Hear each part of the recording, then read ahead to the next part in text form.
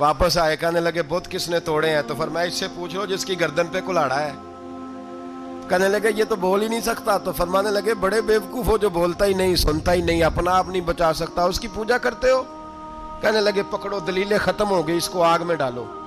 بہت بڑی حویلی 45 فٹ مربع پہ مشتمل ایک حویلی بنائی گئی اور 45 فٹ اونچی۔ مختلف روایات، علامہ اسماعیل حقی کہتے ہیں کہ 3 مہینے تک نمرود نے کہا کہ اس کے اندر لکڑیاں ڈالو۔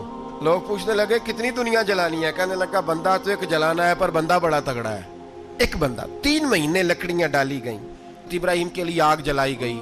45 فٹ اونچی آگ ہے، پرندہ بھی اوپر سے گزرتا ہے تو نیچے گر جاتا ہے جل کے۔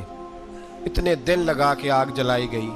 اب حضرت ابراہیم کو جلایا جانے لگا ہے۔ یہاں تو موجیں ہے نا، جو کسی ادارے کا سربراہ ہے اس کے لیے موج ہے، کسی جگہ آفیسر بن گیا تو موج ہے، پیر صاحب کے لیے موج ہے، علامہ صاحب کے لیے موج ہے، خطیب صاحب کے لیے موج ہے۔ جلنا کس کو پڑتا ہے؟ بحال ہی کوئی نہیں رہا الا ماشاءاللہ۔ وہ لوگ گزر گئے جو تکلیفیں سہ کے کام کرتے تھے، گزر گیا زمانہ۔ حضرت سیدنا ابراہیم علیہ السلام کو جلایا جانے لگا ہے تو اب اتنی بڑی آگ ہے تو ڈالیں کیسے؟ شیطان نے تجویز دی کہ منجنیق بناؤ، منجنیق، بڑے بڑے بانس باندھ کے ان کے نیچے رسا باندھو۔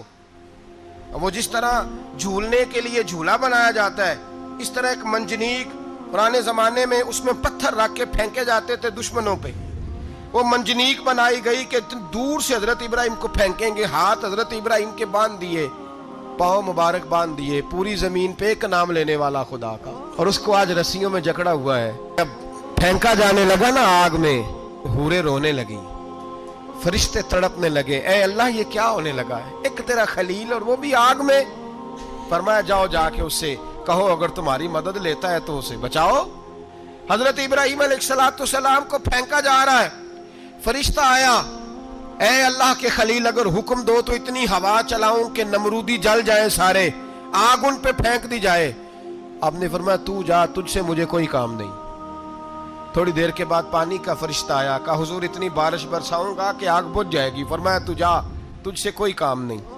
اب جب منجنیق میں رکھ دیے گئے، آگ میں جانے کا لمحہ ہے، تیاری ہے، حضرت جبریل امین حاضر خدمت ہوئے۔ کہا ابراہیم کوئی حاجت؟ فرمایا تجھ سے کوئی نہیں۔ کہا چلو مجھ سے نہیں تو رب کریم سے ہی بات کر لو، مجھے پتا ہے میں چھوٹا ہوں، آپ مجھ سے مدد کیوں لوگے، رب کریم سے ہی بات کر لیں۔ تو حضرت ابراہیم کہنے لگے جبریل